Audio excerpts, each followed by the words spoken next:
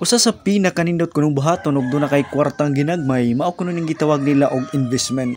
Maayong adlaw na sab kanyong tanan diha guys. Welcome mo sa budire sa akong gamay nga balay sa Facebook guys no. Karong adlaw guys, nala akong ipakita sa inyo ug i-share sa inyo ang akong ikaduha nga investment, mao ning kanding guys. Kaya ang una na akong napalit guys, mao gyud ang baboy nga akong gihimong butakal ug nga anay ug nga sa dihang nanganak akong gibaligya ug gipatukod na og sugod sa among gisugdan nga balay guys. Wala pa siya nahuman kay kini laging tagsarat na makakitag kwarta guys, maong wala gud sa mapadayon og trabaho guys. Ug nga sa dihang gingadto ko tag iya sa kanding guys, gingadto magid ko nila sa balay kay buot nilang ibaligya ang ilang kanding. Daghan gud ni istorya sa ako guys nga ina lang kuno pagdayon og ngadto kay ang ila kuno kanding dili kuno angay paliton kay mahal, tapos gasa kuno nya gamay. Pero kini laging dili dayon tamutuo sa istorya guys. Wala gyud nako panumbalinga ang mga ilang chismis mahitungod aning kandinga guys. Ako gingadto sa ilang balay ug nga akong gisusi ngadto gitan-aw ning kandinga kung angayan bagod siyang paliton guys. Ug nga sa nakaistoryahay na mistag iya guys, giingnan ko sa tag iya nga dili gyud kuno unta nila ibaligya kung wa lang sila magkalisod ug nga kung wa lang sila magpalit sa ilang pagkaon. Sumao tong nagkasabot mi sa presyo, giingnan nako sila nga pwede ba kong makahangyo. Unya kay niingon magyud ang tag iya guys, nga ina lang kuno og hangyo kay doon na pa kuno sila ibayranan nga utang.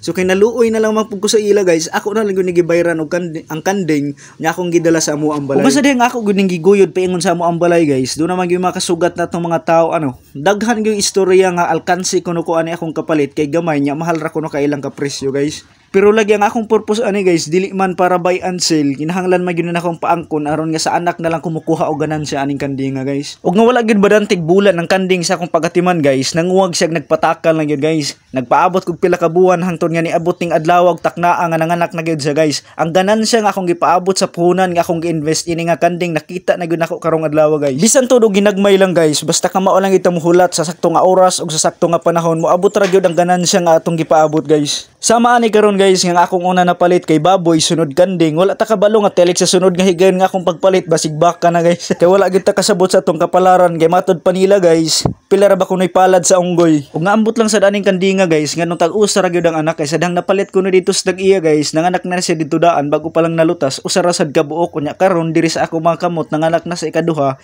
usa lang gyud gihapon ka buok guys. Pero pasalamat ta lang ta kay nanganak gyud ding kandinga diri sa akong mga kamot guys, kay ug wala samot gyud ta kaalkansi ani. Daghan kayong salamat sa inyong pagkita ni akong video guys. Kung wala ka pa ka-follow, pag-follow, pag-share, pag-comment, pag-react. Daghan salamat. God bless.